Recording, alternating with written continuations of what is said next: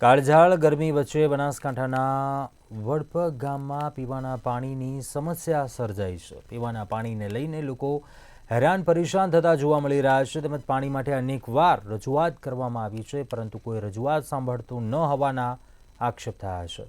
જોઈએ આ ખાસ રિપોર્ટ।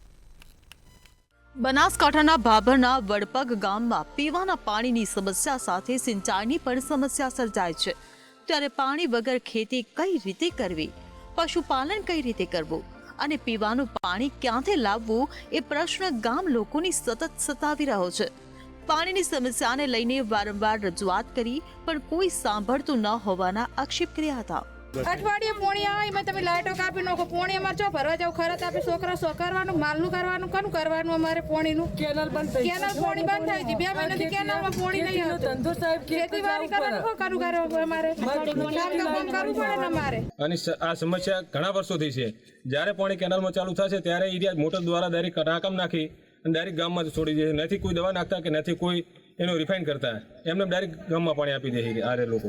અને વારંવાર રજૂઆત કરો તો એ તો એમ કે છે તમારે જે થાય કરી લે કે વડપગ ગામની અંદર જો શિયાળાની અંદર કેનાલની અંદરથી મોટર નાખેલ છે અને પાણી ડાયરેક્ટ આપે, નહીં રિફાઇન કે કશું નહીં। પબ્લિક બીમાર પડે બહુ, બરાબર।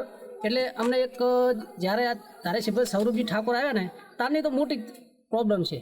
જ્યારે ગેનીબેન હતા ને ત્યારે પાણીની અમારે બહુ શાંતિ હતી। ભર ઉનાળે એક અઠવાડિયે એક જ વાર અને એ પણ 2 કલાક જ પાણી આપવામાં આવી રહ્યું છે, જેના કારણે ગામની મહિલાઓ ખેતર સુધી પાણી લેવા જવા મજબૂર બની છે। 7 દિવસે પાણી આવે, ખાલી 4 ઘરે આવે એટલે અમે તો બધે પાણી ખેતરથી આવ્યા હોય આડા વેણી અને પાણી ખાધા પીધા વગર ભરવું પડે।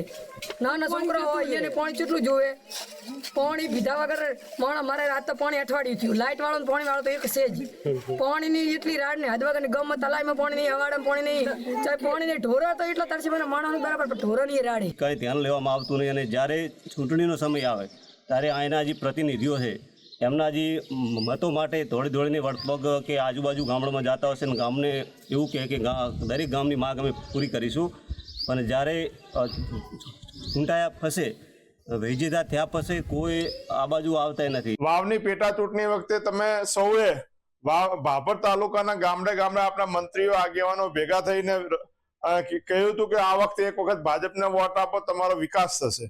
છેલ્લા 20 દિવસથી આ ભાભર તાલુકાના કચ્છ કેનાલ છે બંધ કરી દેવામાં આવી છે અને આજે પણ ત્યાંના ખેડૂતો સિંચાઈ માટે પિયત માટે વળખા મારી રહ્યા છે।